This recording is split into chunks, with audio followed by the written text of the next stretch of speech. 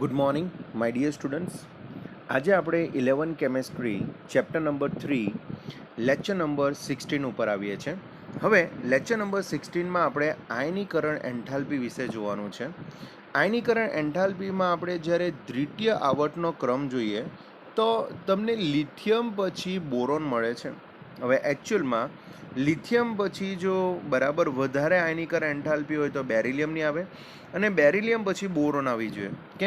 કેમ કે આવર્ત કોષ્ટકમાં આપણે જ્યારે ડાબી બાજુથી જમણી બાજુ જઈએ છીએ ને ત્યારે એની આયનીકરણ એન્થાલ્પી વધે છે અને આયનીકરણ એન્થાલ્પી વધે તો બેરિલિયમ કરતાં વધારે કોની હોવી જોઈએ? બોરોનની હોવી જોઈએ.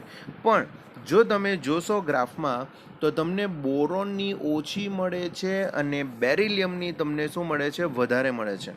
હવે આના પાછળનું રીઝન શું છે તો આપણે જોઈએ.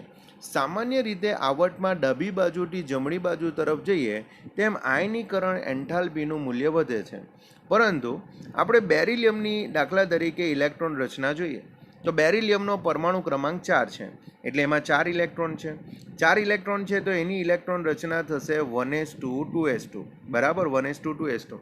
હવે આમાંથી જ્યારે એને ઇલેક્ટ્રોન મુક્ત કરવાનો હશે ત્યારે એ ઇલેક્ટ્રોન 2s કક્ષકમાંથી જશે. એ ઇલેક્ટ્રોન કઈ કક્ષકમાંથી જશે? 2s કક્ષકમાંથી જશે.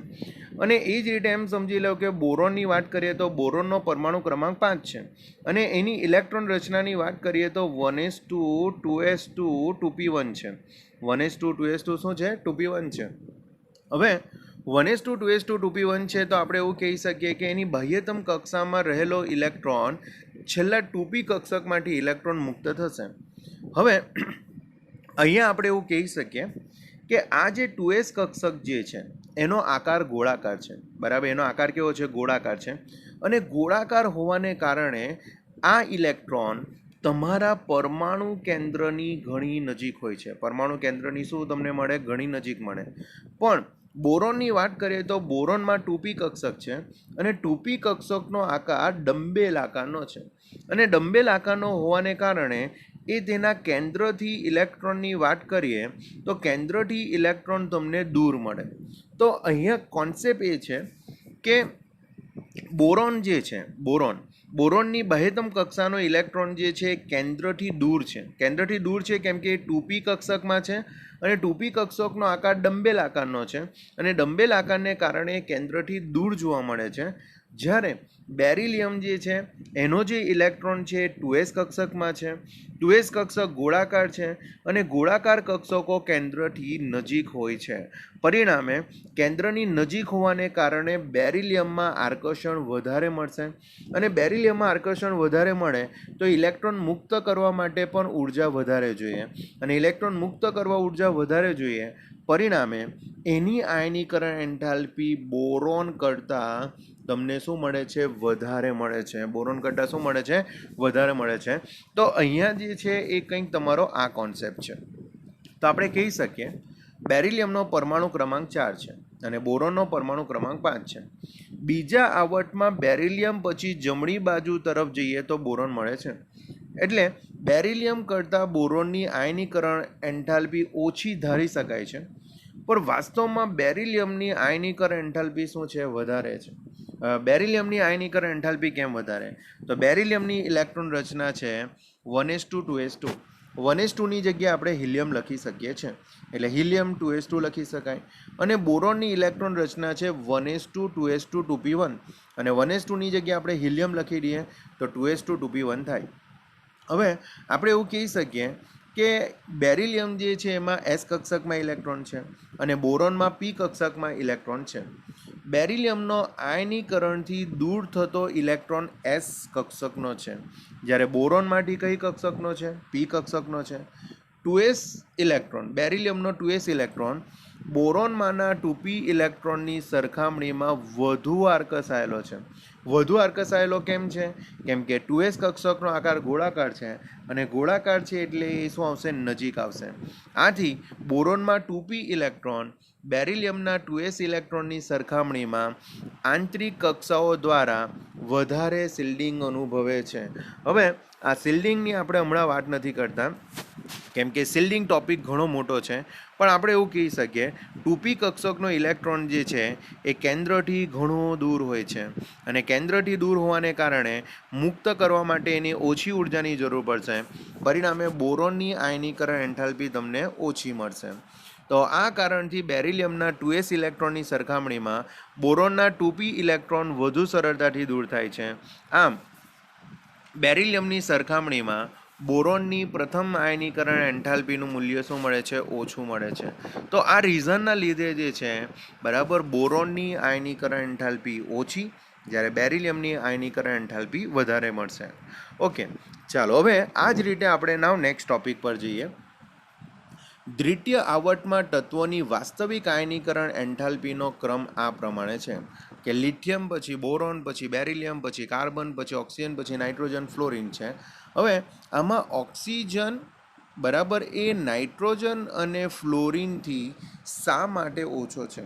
તો ઓક્સિજન જે છે એની પ્રથમ આયનીકરણ એન્થાલ્પી નાઇટ્રોજન અને ફ્લોરિનથી શા માટે ઓછી મળે છે? હવે એકચ્યુઅલમાં જો જોઈએ તો નાઇટ્રોજન જે છે એ નંબર 7 ઉપર છે, રાઈટ. ઓક્સિજન જે છે નંબર 8 ઉપર છે, અને ફ્લોરિન જે છે નંબર 9 ઉપર છે.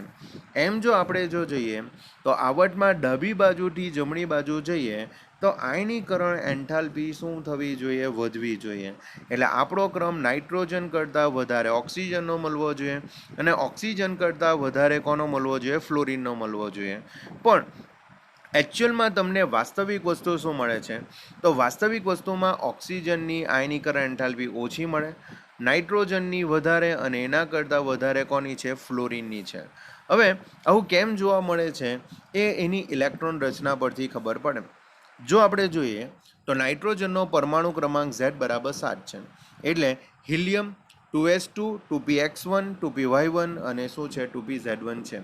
હવે તમે જોઈ શકો કે અહીંયા 2px, 2py ને 2pz ત્રણે ત્રણ કક્ષકમાં એક ઇલેક્ટ્રોન છે, બરાબર. પી કક્ષકમાં ટોટલ 3 કક્ષકો આવે, તો 3 કક્ષકોમાં બધામાં શું છે? એક ઇલેક્ટ્રોન છે, અને બધામાં એક ઇલેક્ટ્રોન હોવાને કારણે આપણે એવું કહી શકીએ કે આ અર્ધપૂર્ણ ભરાયેલી કક્ષકો જે છે એ સ્થિરતામાં વધારો કરે. કેમ કે આવું આપણે ચેપ્ટર નંબર 2માં પણ જોયું છે કે અર્ધપૂર્ણ ભરાયેલી કક્ષકો જે છે સ્થાયીતામાં વધારો કરે, અને સ્થાયીતામાં વધારો કરતો હોવાથી આ કક્ષકના ઇલેક્ટ્રોન સરળતાથી મુક્ત થતા નથી, અને સરળતાથી મુક્ત ન થાય તો એને મુક્ત કરવા માટે વધારે ઉર્જાની જરૂર પડે. પરિણામે નાઇટ્રોજનની આયનીકરણ એન્થાલ્પી તમને શું મળે? વધારે મળે. આ જ વસ્તુ તમે ઓક્સિજન પર જશો તો ઓક્સિજનમાં તમને 2p2 મળશે, બરાબર. ઓક્સિજનમાં તમને શું મળે? 2p2 મળે, એટલે 2px2, 2py1 અને 2pz1 મળે, જેમાં તમે જોઈ શકો કે 2pxમાં તમને 2 ઇલેક્ટ્રોન મળે. હવે જો એમ સમજી લો કે ઓક્સિજન જો આ 2 ઇલેક્ટ્રોન પૈકી 1 ઇલેક્ટ્રોન જો ગુમાવી દે તો એ નાઇટ્રોજન જેવી સ્થાયી રચના પ્રાપ્ત કરી શકે. પરિણામે ઓક્સિજનની વાત કરીએ તો ઓક્સિજન સરળતાથી ઇલેક્ટ્રોન ગુમાવવાની વૃત્તિ ધરાવે છે. સરળતાથી ઇલેક્ટ્રોન શું કરવાની વૃત્તિ ધરાવે? ગુમાવવાની.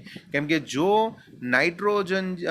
ઓક્સિજન જે છે એ પોતાનો ઇલેક્ટ્રોન ગુમાવી દે તો એ પછી નાઇટ્રોજન જેવી રચના રાખશે, અને નાઇટ્રોજન જેવી રચના જે છે એ તમારી સ્થાયીતામાં શું કરશે? વધારો કરશે.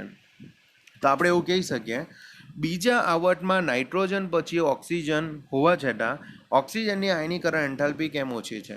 તો નાઇટ્રોજનમાં તમને અર્ધપૂર્ણ કક્ષક મળે, જ્યારે ઓક્સિજનમાં 2pમાં તમને કેટલા ઇલેક્ટ્રોન મળે? તો 2 ઇલેક્ટ્રોન મળે છે. આમ નાઇટ્રોજનના ત્રણેય બાહ્યતમ 2p ઇલેક્ટ્રોન જુદી જુદી p કક્ષકોમાં વિતરિત થયેલો છે, જ્યારે ઓક્સિજનમાં ચારે બાહ્યતમ 2p ઇલેક્ટ્રોનમાંથી 2 ઇલેક્ટ્રોન એક 2p કક્ષકમાં ભરાય છે. આથી ઓક્સિજનની 2p કક્ષામાં ઇલેક્ટ્રોન વચ્ચે અપાકર્ષણ શું થઈ જાય? વધી જાય. કેમ કે 2p કક્ષકમાં 2 ઇલેક્ટ્રોન છે, તો ઇલેક્ટ્રોન વચ્ચે અપાકર્ષણ થશે, અને અપાકર્ષણ થાય તો ઇલેક્ટ્રોન સરળતાથી શું થઈ શકે? દૂર થઈ શકે. જો ઇલેક્ટ્રોન સરળતાથી દૂર થશે તો ઓક્સિજનની આયનીકરણ એન્થાલ્પી તમને શું મળશે? ઓછી મળશે. પરિણામે નાઇટ્રોજનના 3 2p ઇલેક્ટ્રોનમાંથી 1 ઇલેક્ટ્રોન દૂર કરવા માટે ઓક્સિજનના 4 2p ઇલેક્ટ્રોનમાંથી એક ચોથો ઇલેક્ટ્રોન દૂર કરવો વધારે સરળ છે. પરિણામે ઓક્સિજનની પ્રથમ આયનીકરણ એન્થાલ્પી નાઇટ્રોજન કરતાં તમને શું મળે છે? ઓછી મળે છે. નાઇટ્રોજન કરતાં શું મળે? ઓછી મળે છે. તો આ રીતે જે છે ઓક્સિજન નાઇટ્રોજન અને ફ્લોરિનથી ઓછી આયનીકરણ એન્થાલ્પી ધરાવે છે. અને ફ્લોરિનનો તો બરાબર કોન્સેપ્ટ જ છે. ફ્લોરિન માટે તો આપણે એવું જ કહી શકીએ કે આવટમાં ડાબી બાજુથી આપણે જમણી બાજુ જઈએ તેમ બરાબર આયનીકરણ એન્થાલ્પીમાં વધારો થાય એટલે ફ્લોરિનની આયનીકરણ એન્થાલ્પી નાઇટ્રોજન અને ઓક્સિજન કરતાં પણ તમને શું મળશે? વધારે જ મળશે. તો આ વસ્તુ જે છે આપણો જૂનો કોન્સેપ્ટ આપણે યુઝ કરી શકીએ ફ્લોરિન માટે, જ્યારે ઓક્સિજનનો કોન્સેપ્ટ તમને અહીંયા સમજાવેલો છે. So I hope you can understand this video. If any doubt come please inform me. I will try to explain you. Thank you very much. By.